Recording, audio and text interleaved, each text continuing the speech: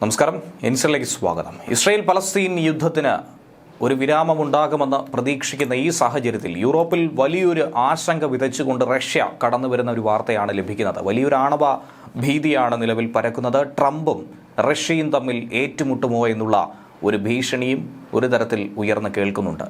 മറുഭാഗത്ത് ഉക്രൈനാകട്ടെ American ballistic മിസൈലുകളുടെ വലിയൊരു കമനീയ ശേഖരം ഇനി പരീക്ഷിക്കാനൊരുങ്ങുന്ന ഒരു ഘട്ടത്തിലൂടെ കടക്കുന്നു. തുറന്ന പോരിലേക്ക് ഈ യുദ്ധം അവസാനിപ്പിക്കാനായി കൊടും യുദ്ധം തന്നെയാണ് അനിവാര്യമെന്ന നിലപാട് സ്വീകരിക്കുമോ എന്നുള്ളതാണ് കണ്ടറിയേണ്ടത്. റഷ്യ നിലവിൽ അവരുടെ ആണവായുധ നയം മാറ്റിയത് തന്നെയാണ് ലോകരാജ്യങ്ങൾക്ക് വലിയൊരു ആശങ്ക പടർത്തുന്നത്. നിലവിൽ പൗരന്മാർക്ക് നാറ്റോ രാജ്യങ്ങളുടെ ഒരു വലിയ മുന്നറിയിപ്പ് ലഭിച്ചതായിട്ടുള്ള സൂചന കൂടി ഇപ്പോൾ ലഭിക്കുകയാണ്. പല നാറ്റോ രാജ്യങ്ങളും തങ്ങളുടെ പൗരന്മാരോട് യുദ്ധ സാഹചര്യം ഉണ്ടാകും, അതിനെ പ്രതീക്ഷിക്കുക, അതിനെ കരുതിയിരിക്കുക, അതിനോട് എങ്ങനെയും ശക്തമായി പ്രതികരിക്കാൻ തയ്യാറാവുക എന്നാണ് നിർദ്ദേശം നൽകിയിരിക്കുന്നത്. ഒരു ഘട്ടത്തിൽ ഇസ്രയേലും സമാനമായൊരു നിർദ്ദേശം തങ്ങളുടെ പൗരന്മാർക്ക് നൽകിയിരുന്നു. അതിനുശേഷമാണ് ഇസ്രയേൽ പലസ്തീൻ വിഷയം പൊട്ടിപ്പുറപ്പെട്ടതും അതിനുശേഷം അതിപ്പോൾ പല രാജ്യങ്ങളിലായി ഏറ്റവും ഒടുവിൽ ഇറാനിലേക്ക് വരെ എത്തിച്ചേർന്നത്. റഷ്യ ഉക്രൈനിലും സമാനമായിരുന്നു. ഉക്രൈൻ ജനതയോട് ഇങ്ങനെ ഒരു ആഹ്വാനം നടത്തിയതിന് പിന്നാലെയാണ് സെലൻസ്കി ശക്തമായ രീതിയിൽ പോർമുഖത്ത് ഇറങ്ങേണ്ടി വന്നത്. യുദ്ധത്തിന് എങ്ങനെ തയ്യാറെടുക്കുമെന്ന് നിർദ്ദേശിക്കുന്ന ചില ലഘുലേഖകളാണ് നാറ്റോ അംഗരാജ്യങ്ങൾ അവരുടെ പൗരന്മാർക്കായി വിതരണം ചെയ്തിരിക്കുന്നത്. അന്താരാഷ്ട്ര മാധ്യമങ്ങൾ ഇതുമായി ബന്ധപ്പെട്ട റിപ്പോർട്ട് പങ്കുവച്ചപ്പോൾ തന്നെ ഇന്നിപ്പോൾ അടുത്ത ഭീഷണിയായി റഷ്യയും മാറിയിരിക്കുകയാണ്. ആണവായുധം ഉപയോഗിച്ചുകൊണ്ടുള്ള ആണവ യുദ്ധം അത് ആരംഭിക്കുമെന്ന ഭീതി നിലവിൽ ഉയരുകയാണ്. സ്വീഡൻ തങ്ങളുടെ പൗരന്മാരോട് വളരെ സുരക്ഷിതമായിരിക്കണമെന്നും സുരക്ഷിത കേന്ദ്രങ്ങളിലേക്ക് ആവശ്യം വന്നാൽ മാറണമെന്നുമാണ് മുന്നറിയിപ്പ് നൽകിയിരിക്കുന്നതായി UK മിറർ റിപ്പോർട്ട് ചെയ്തിരിക്കുന്നത്.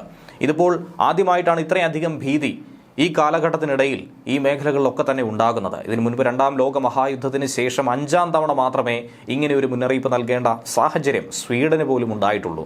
അതിലൊന്നും തന്നെ ഭയപ്പെടേണ്ട രീതിയിലേക്ക് കാര്യങ്ങൾ പോയിട്ടില്ല. പക്ഷേ ഇപ്പോൾ ഒരു ലഘുലേഖ വിതരണം ചെയ്തുകൊണ്ട് സ്വീഡിഷ് കുടുംബങ്ങളെ മുഴുവൻ ബോധവാന്മാരാക്കുന്നുണ്ട്. അവരെയൊക്കെ തന്നെ എന്തിനും സജ്ജമാക്കി ഇരുത്തുന്നുണ്ട്.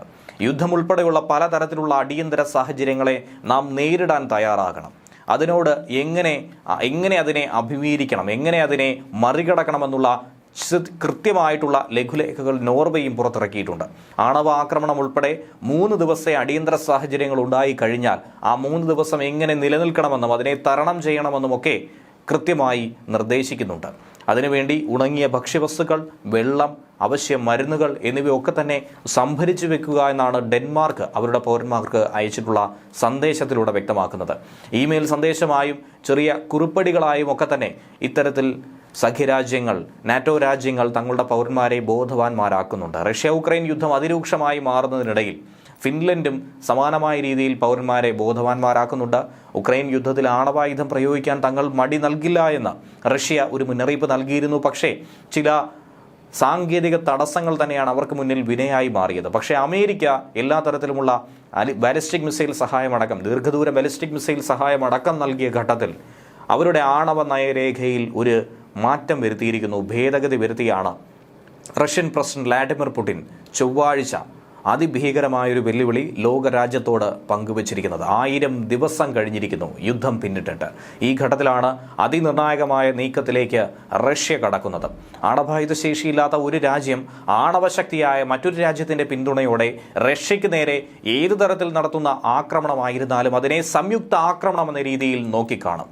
ചുരുക്കം പറഞ്ഞാൽ അമേരിക്കയുടെയോ മറ്റ് നാറ്റോ രാജ്യങ്ങളുടെയും സഹായത്തോടുകൂടി ഉക്രൈൻ ഒരു ആക്രമണം നടത്തിയാൽ അത് റഷ്യയിലേക്കാണ് നടത്തുന്നതെങ്കിൽ നാറ്റോയ്ക്കെതിരായിട്ടുള്ള യുദ്ധമായോ അമേരിക്കയ്ക്കെതിരായിട്ടുള്ള യുദ്ധമായോ വ്യാഖ്യാനിച്ചുകൊണ്ട് വേണമെങ്കിൽ ഉക്രൈന് നേരെ ആണവായുധ പ്രയോഗം നടത്താമെന്ന് സാരം.